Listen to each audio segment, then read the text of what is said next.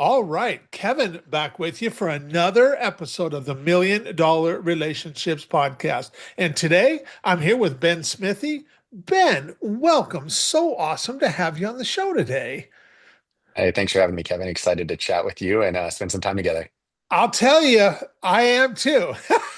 Especially, you and I got connected a couple months ago through our mutual friends, Joel and Jeff, and those two guys, man, just heart-centered guys who are making a really big impact in this world. And it has been just such an honor to be, work. I mean, they become clients of mine, and they connected you and I.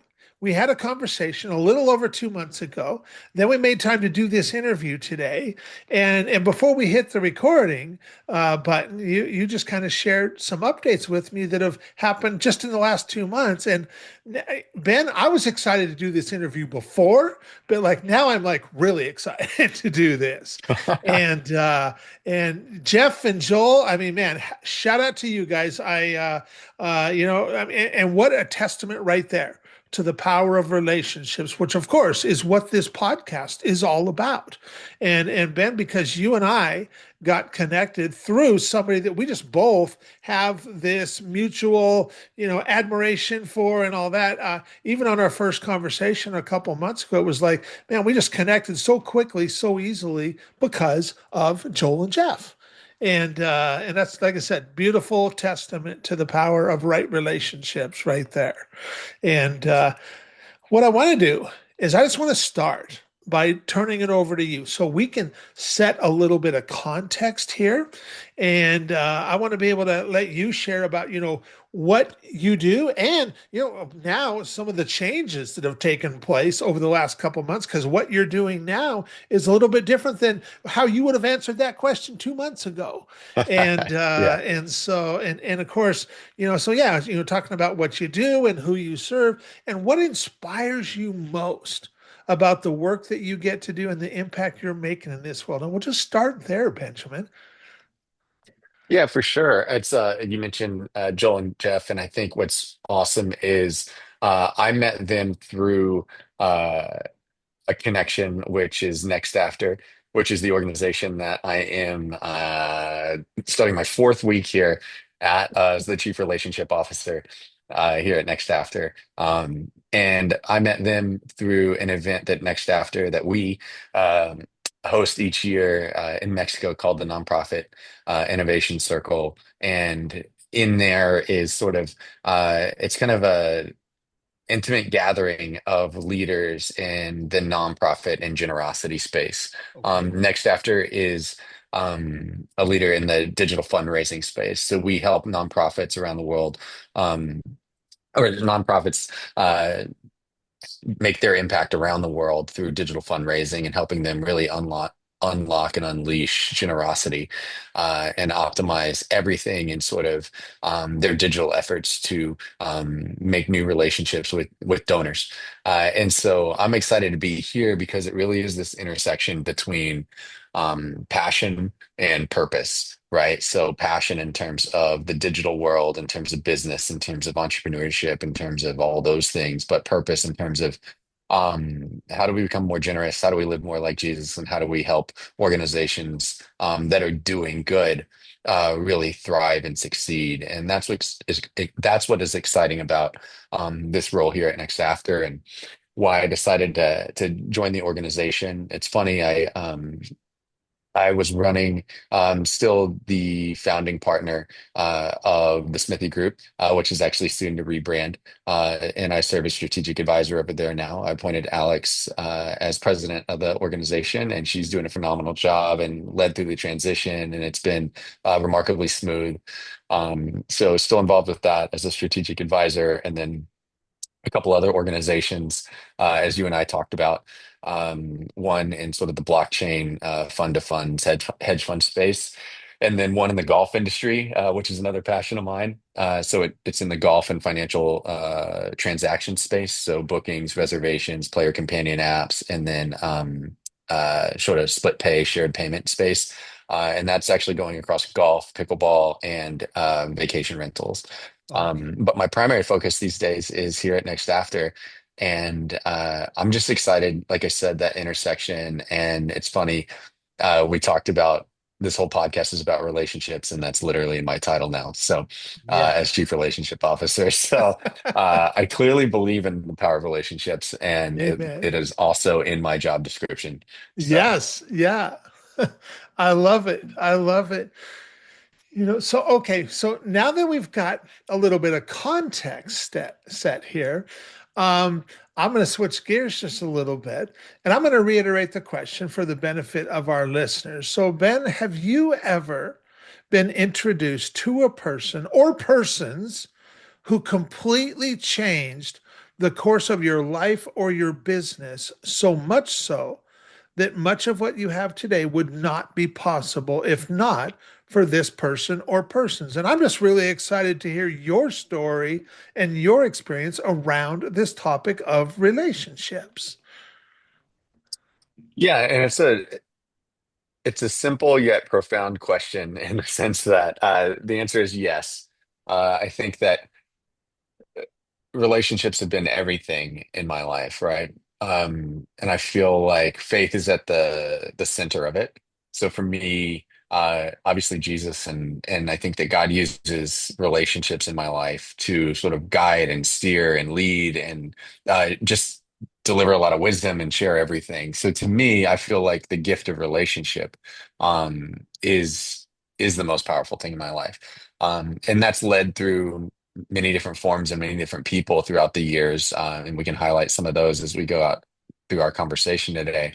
Um, but absolutely, I think that relationship has been the most powerful thing in my life, and my relationship with the Lord being the centerpiece of all of that. And sort of the force multiplier to all of those things. And I feel like when I'm operating at my best, I am in tune with those relationships, and when I am giving space and, having that rest and Sabbath to hear from the Lord and hear from the Holy Spirit, I feel like those relationships become even more crystal clear and have led me down to some amazing paths in life. So yes, the short answer, yes. The complex answer is how many people and how those Yeah, right. relationships have impacted my life.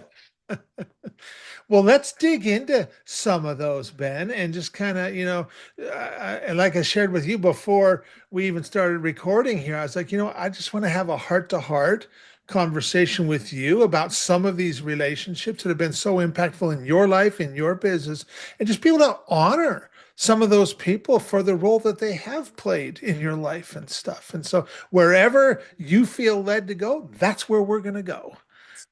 Yeah, for sure.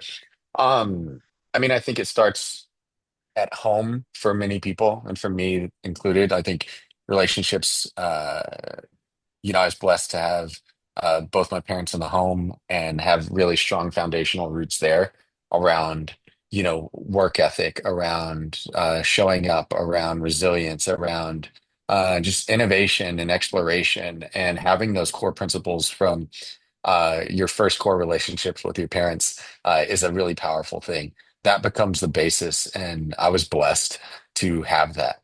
I think being able to feel supported as a child, being able to feel invested in as a child is profound, right? And not everybody has that. And while I didn't grow up um, with a ton of money or a ton of those type of provisions, I grew up with the provision of understanding what it was like to be loved and invested in from a time perspective, from a wisdom perspective, and from the perspective of just knowing that there's a safe space to grow and learn and thrive and fail and all of those things, right? So I'd say my earliest relationships um, paved the way to really, I would say, springboard and catapult other relationships in life. Yeah. I think that in that space, um, what was interesting too was I'm actually adopted, so I was adopted at birth. And so growing up adopted, you kind of have a different view on relationships and friendships. You don't have a barrier of thinking that there's like a biological connection to family necessarily as a limiting thing. So my friends were family, my, extended family was family, like all those things. So to me, the difference between relationship and friends being family and all that allowed me to form, like, I just didn't have that mental barrier. You know what I mean? I just had a different Yeah. definition of family. Yeah. So for that, I think building the ability to build relationships without a barrier was fundamental in sort of my early development in there. Amen. Um, if that makes sense. Yeah. It's interesting because as you're sharing that, I'm thinking about, because we have our adopted daughter, Abby, who she's 14 now, but we adopted her when Mhm. she was 3. And I've never had that conversation with her before, but now you're just, you just brought something to light for me that I hadn't even really considered. I mean, she totally fits in here, that's for sure, Yeah. And so, and it's like she's always been here, but that is an interesting insight for sure. And I really appreciate you, at least personally, for sharing that because that definitely hits home. So Yeah. And what's interesting is like, if you have if you don't really have a definitive or sort of minute definition of relationship or family or those type of things, but you have a broader definition of those things, as you go through life later, you can kind of treat everybody with the potential to be a best friend, a family-like person. And if you start there, it's amazing how much you'll be surprised on what relationship can be. And I think the mutual value that can be derived from a relationship that's through work or through church or through school or through hobbies or things like that. And I think having that mindset or that framework from the beginning has really been empowering to change the way that I view relationship and the value that I get from them, and hopefully the value that I give to them as well. yeah. Um, I think if you fast forward later on in life, another really powerful relationship that I had was surprising because I wasn't a music major in college, but I Okay. spent a lot of time playing music. That was my way I kind of like worked my way through college and stuff. I was a jazz musician. I played saxophone. Oh And so wow. I'd say one of the biggest mentors in my life is a guy named Tim Ishii. He's the director of jazz at UT Arlington, at UTA, where I graduated from. And he just taught me uh, a lot about life and ironically entrepreneurship because everything, I think the core things I learned about entrepreneurship, which has obviously shaped a tremendous amount of my professional life now, I learned through playing music, show up on time, wear the right clothes, know how to improvise, you're only as good as your last gig, be easy to work with. Like all those things are the fundamentals of being a good musician and a good working musician, I would say. And but also fundamental to entrepreneurship. Yeah. I spent a lot of time working with Tim, hanging out with Tim, and learning from him. He's still one of my most dear friends and mentors to this day, kind of like a second father to me. And in many ways, in my latter years, definitely a father-like figure. My dad passed away in 2010, and so when I was 25. Just being able to spend a lot of time with him since and just learning from him has been a tremendous blessing. And again, I think it's one of those things where God puts those relationships in your life for a reason, right? And so knowing what you need, knowing what you want, knowing your desires and giving you the desires of your heart, but also like providing you with those things that you're going to need in those moments and those transitions is a powerful thing. So Yeah. I'm really grateful for that relationship. Amen. That's awesome. That's awesome. I'll let you keep going, and I've got questions, but I'm just going to let you keep rolling, and then later I've got stuff I want to Yeah, for follow up sure. with. Um, I think in business, more recently, it was interesting. I would say that in when I moved to New York in 2014, 2015, I got really involved in my church in New York called Liberty Church. And um, the founding pastors there, Paul and Andy Andrew. Uh, Paul and his wife Andy are phenomenal. They're dear friends, and those relationship that everything. in my current adult life has sort of stemmed from some of that stuff, right? I started going to this church. I was going to a church called Shoreline here in Dallas. And there's phenomenal pastors there, Earl and Onika McClellan, and that church has just exploded. It's amazing. And when I got to New York, I got settled and I texted Earl and I was like, "Hey, I need to find a church in New York." And immediately he was like, he one suggestion. He's like, "Liberty Church. Talk to Paul and Andy Andrew. Go to church there." So I checked it out and immediately fell in love with the church and met a buddy of mine, Parker, who's actually Andy's brother, who is pastoring the Union Square campus where I went. And just, I think between Parker and Jesse and Paul and Andy, forming those friendships and the relationship in that church was everything. Um, my wife Nicole actually moved to New York about a year after I did, and that's where we met, was at Liberty Church in New York. So again, through relationships and relationships and relationships forms the most meaningful relationship, and it's awesome. Nicole and I met there, and it was really cool to see just the different things that God put in place. And again, the different relationships that God put in place um, for us to meet and became, fast friends and dated less than a year before we were engaged. Okay. But I would say that is where I actually started. It was at Liberty is where I actually started the Smithee group. And it was Oh, never going to okay. be a group. It was just going to be me. I was just going to do consulting on my own. And then I met people through Liberty that needed side work or were in between jobs or stuff like that. So I basically started selling projects and bringing on contractors. And kind of the rest is history. It turned into a company. I met through our church at Liberty. I met Alex Brown, who is now the president of the Smithee Group. She's been with me for over 8 years. Her and her husband Jacob are like family. You know what I mean? They're girls, they're twins, are amazing. They're they are family in my mind, you know? So again, through Liberty, through Paul and Andy's yes, through my yes to go there, through all of these different things, we formed the most meaningful friendships, right? I met my wife, I met the person that runs my company, I met a brother, all of these things in a series of, saying yes and being open to building new relationships. And also, I think it's important like other people's yeses and what somebody else's yes can do to impact your life. You know what I mean? We see it biblically, obviously, with Jesus. But what we see in other humans in the world today is like we just grossly underestimate the impact of what your yes can be for somebody else, right? Yes to starting that company, yes to making that transition, yes to being obedient, yes to all of these other things.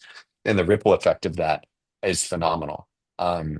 And uh, if you if you look at it in a microscopic view, it seems like a very small decision, or everything in our day may seem very small. But when we look at it in the long run, or the bigger picture, you see the tremendous impact that one simple yes can Yeah. have, quite frankly, around the world. Yeah. Um, and I'd say one of my most recent mentors and yeses is through Paul, again, the person that that planted Liberty Church, him and Andy. I serve on a board for an organization that he started and runs now since transitioning the church, called Barnabas. And Barnabas Network is an organization that helps um, pastors and ministry leaders and kingdom-minded business leaders seek refuge and retreat. So really, we do retreats and outdoors events and adventures and all these different things to help leaders have space to rest, recharge, and create relationships with other leaders that are doing the same things and paying the same cost that they're paying, in data life and day-to-day life and running in ministry and keeping leaders in the fight, keeping pastors in the fight. Um, and I met a person through Barnabas who's also on the board now. Greg Daly, and we were on a retreat together. We actually connected over me being adopted and him having adopted children, and decided, hey, let's make sure that we leave this retreat and still stay connected. And how many times do you say that, leaving a conference, an event, something like that, with all good intentions, but it never happens? Yeah. Well, luckily, Greg's an intentional guy, and he followed up with me probably a month later and said, "Hey, I think I found a way for us to stay more connected. I met this guy. His name's Pete Oakes, and I asked him to be a mentor, and he said yes, but get together some of your best entrepreneur friends, and we'll meet every week." And all of a sudden, this was during COVID, so we were doing it all online. And so Greg invited me into this. He's like, "Are you interested?" And I was like, "Yeah, absolutely." And so me, Greg, and three other entrepreneurs met every Monday for probably 2 hours for 2 years straight, barely missing a Monday. Wow. Um, and we were just soaking in. I mean, I had notebooks upon notebooks of notes from meeting with our business mentor, Pete Oakes, who's just like completely sold out for Jesus, like amazing man. Um, in his sort of he's he's the most active quote unquote retired person I know, starting new businesses and running new things. He's got a phenomenal program called Enterprise Stewardship, which is helping really create a system of stewardship and business growth for kingdom-minded businesses. But he invested so much into us in my entrepreneurship journey, and so much I've learned from him about being what it is to be a steward. And I think that's what really led me today of this mindset of stewardship versus ownership. Okay. The real interest in having a bigger impact than just financials, right? How does your business make a bigger impact than financials and profitability? It is one type of capital, financial Yep. capital, but there's also, social capital, there's spiritual capital, there's financial capital, right? There's all these things, economic capital, but seeing the bigger picture there, and that's really where I caught the bug. Um, and transition really a lot of the thinking.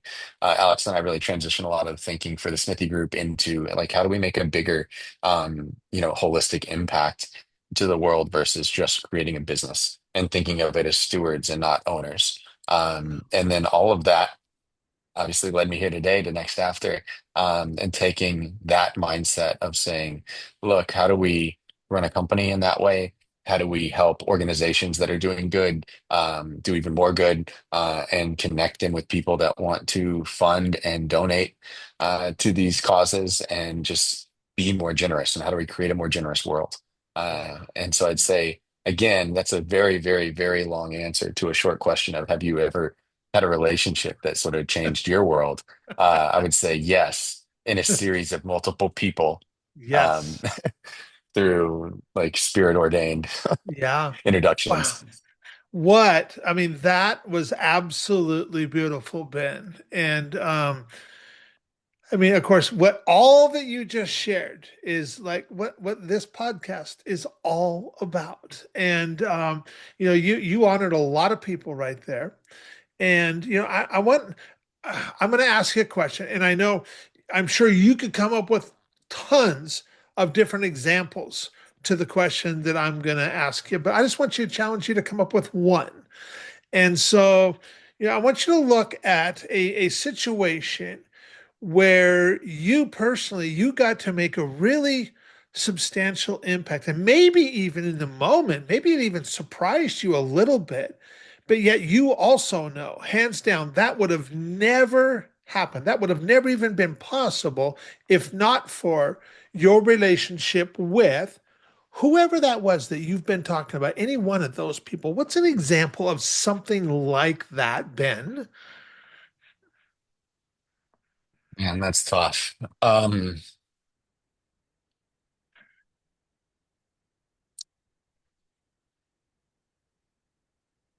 I would say that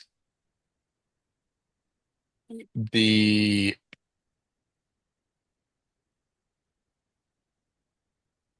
I mean, I would say one of the things that has impacted my life and set a series of chain reactions the most was the relationship that I have with Paul and Andy, and with them saying yes to starting Liberty Church, because that was such a springboard. That was such a catalytic moment in my life in so many ways, both personally, professionally, all of those things, which all led to, where I'm at today.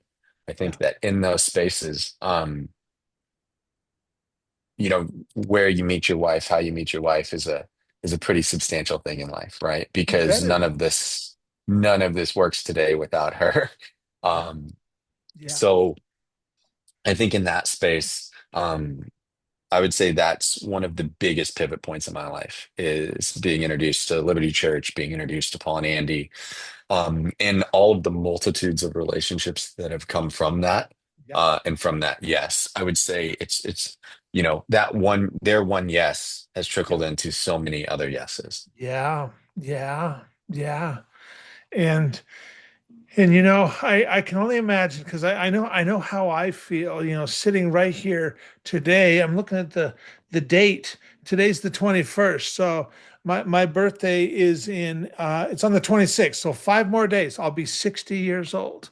And at 60, Ben, I feel like I'm just now really starting to catch my stride, really starting to figure stuff out, and it's really cool to be at this point, and I know you are too, that we're at this point and we know that our biggest impact is yet in front of us. It's definitely not behind us, and Yeah, for and sure. yeah. And even in just the couple of short months that it's been, in between us talking today and our last conversation, I mean, my goodness, look what has taken place in your life, and that the Smithee group is not even really being run by you. It's, Alex has taken over that role, and it's doing great in that role, which has allowed you to now go, you guys are still serving all your clients in that business, and Yeah. everybody's all getting taken care of, and that business will continue to grow. And now you get to go and use your gifts and your God-given abilities in this new direction where Benjamin, there is no hiding your passion for this. It comes through loud and clear, and You know what's funny is let's say another entrepreneurial venture that I have is actually with Nicole, my wife. okay, So we have this organization called Seek First Resources, and we created a product, and it's a Bible journal, right? okay, And it's basically our I try to tell people like it's the Goldilocks of Bible journals, meaning it's not like a daily devotional where it has like a specific scripture in this, and it's not a blank moleskin journal, right? It's got daily prompts, but it can work with whatever Bible reading plan, whatever whether you use YouVersion on the app or your hard copy Bible, whatever it is, it works. And the whole goal is just to get people reading and praying and journaling on a daily basis, right? okay, Getting them in the word every day. But the reason why I say that is not to just plug the company. The reason I say that is there's something really powerful. You mentioned just a couple of months, right?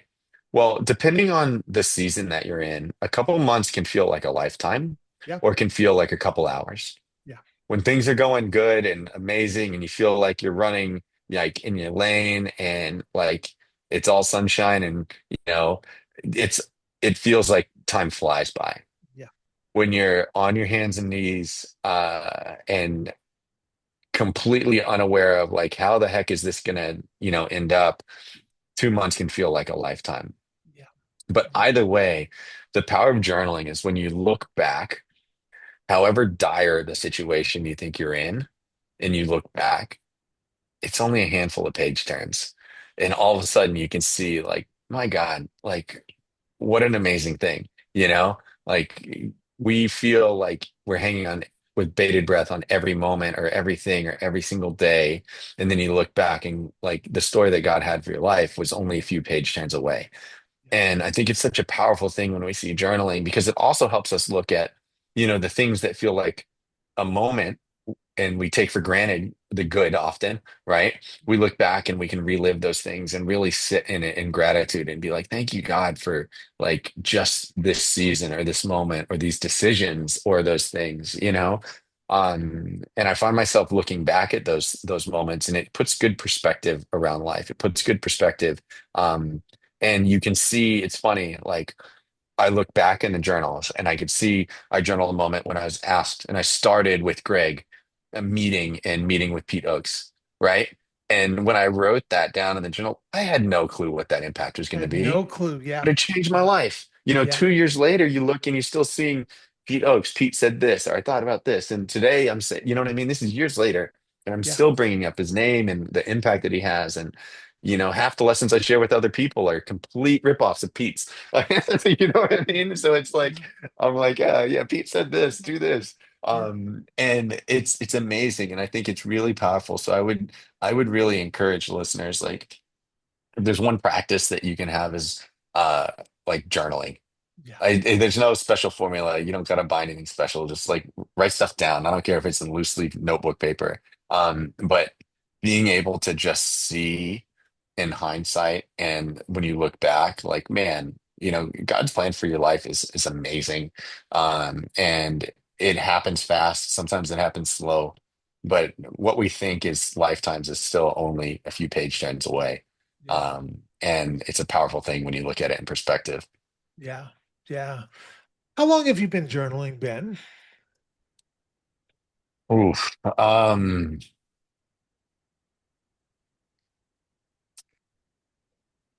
Probably since I started my first company in 2009. Okay. Okay. So that's a little bit. That's heck, that's 16 years, Yeah. now. And And it ebbs and flows in frequency, but in yeah. some way, shape, or Yeah. form since then. Yeah. Yeah. Yeah.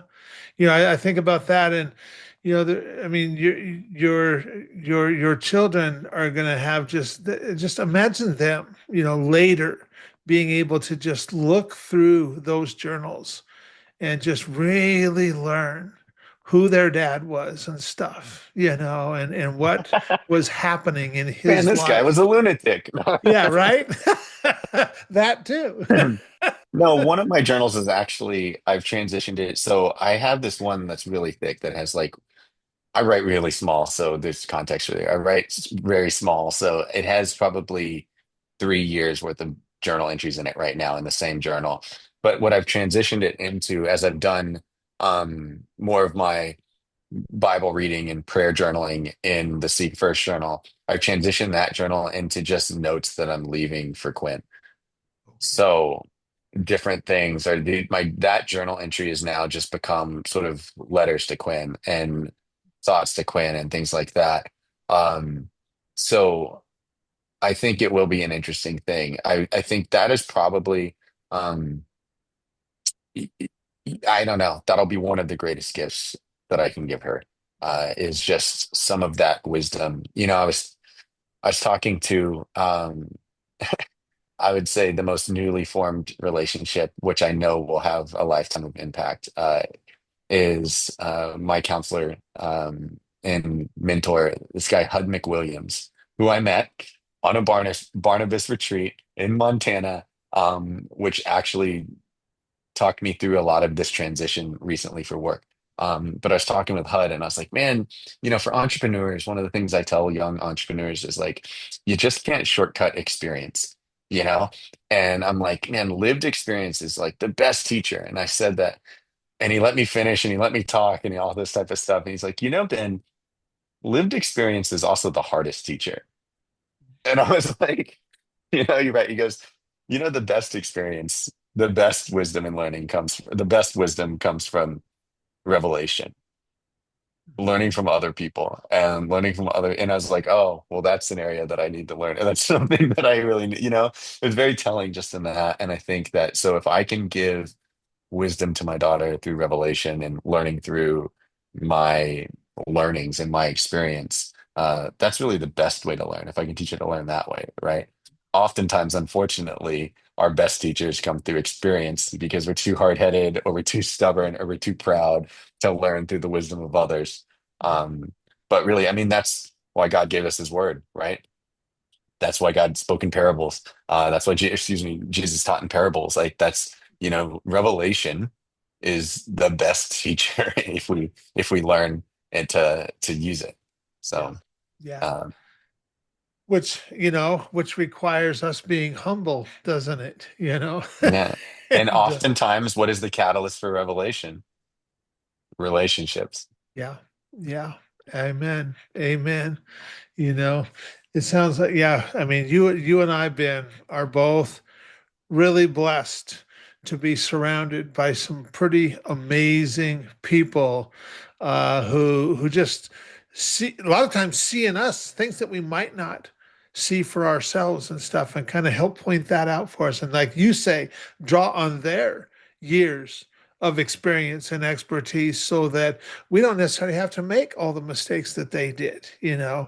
We're still going to make our own anyways, but we can shortcut a lot of that when we can humble ourselves and just be the student and just be open to listening to others and doing what they share with us, when that's in alignment for us and stuff. And it's a powerful thing. That's a powerful thing Yeah. right And I think one of the things I'd say I'd leave as like a parting piece of wisdom around relationships, and perhaps some of the best advice I ever got around relationships is it's not mine, so I didn't create it. But you can give me credit for the one telling you.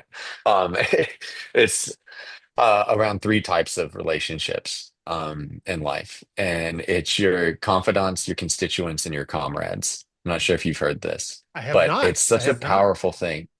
So none of the types of these three relationships are good or bad, right? It's just important to understand. Okay. So your confidants are the people that are both for what you're for, but are also for you, right? They're not the ones they're like your ride or dies. They're not the ones that are going to bail you out of jail because they're probably going to be sitting in the jail cell next to you, right? They're like they're for what you're for. You're rowing in the same direction, but they're also for you personally.